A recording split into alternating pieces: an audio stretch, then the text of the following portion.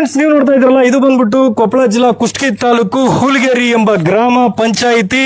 ಈ ಪಂಚಾಯಿತಿಲಿ RTI ಕಾರ್ಯಕರ್ತರು ಒಂದು ಏನೋ ಮಾಹಿತಿ ಕೇಳಕ್ ಹಾಕಿರ್ತಾರೆ. ಅದನ್ನ ಇವರು ಮಾಹಿತಿನ ಕೊಡಲ್ಲ. ಯಾಕೆ ಕೊಡಲ್ಲ ಅಂತಂದ್ರೆ, ಸರ್ ಏನ್ ಮಾಹಿತಿ ಹಾಕಿದ್ರಿ ತಾವು? ಸರ್, ನರೇಗಾ ಯೋಜನೆ ಅಡಿಯಲ್ಲಿ ಕಾಮಗಾರಿಗಳು ಸಾಕಷ್ಟು ನಡೆದಿದ್ದಾವೆ. ಓಕೆ. ಇದಕ್ಕೆ ಸಂಬಂಧಪಟ್ಟಂತ GST ಬಿಲ್ಗಳು ನಾನು ಕೇಳಿದ್ದೇನೆ. ಇದು ಸರ್ಕಾರಕ್ಕೆ ಹೋಗತಕ್ಕಂತ GST ಅಮೌಂಟ್. ಆದ್ರೆ ಅದಕ್ಕೆ ಸಂಬಂಧಪಟ್ಟ ಮೂಲ ಬಿಲ್ಗಳು ಇವರು ಕೊಡ್ತಾ ಇಲ್ಲ. ಯಾಕೆ ಕೊಡ್ತಾ ಇಲ್ಲ ಸರ್?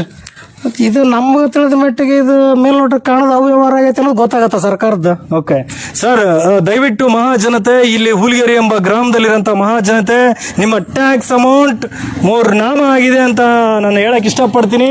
ಇದಕ್ಕೆ ಸಂಬಂಧಪಟ್ಟಂತ ಅಧಿಕಾರಿಗಳೇ ಕಣ್ಣು ಮುಚ್ಕೊಂಡು ಕೂತಿದ್ದೀರಾ ಅಂತ ಅನ್ಕೊಂಡಿದ್ದೀನಿ.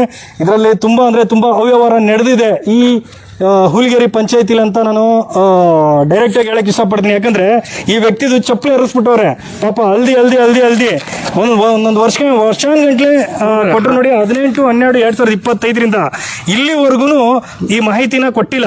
ಮೇಲ್ಮನಿ ಹಾಕಿದ್ರು ಮೇಲ್ಮನಿನೂ ಕೂಡ ನೋಡಿ, ಮೇಲ್ಮನವಿಗೆ ಹಾಕಿದ್ರು ಮೇಲ್ಮನಿಯವರು ಸಮೇತ ಜವಾಬ್ದಾರಿ ಕೊಡ್ತಾ ಇಲ್ಲ.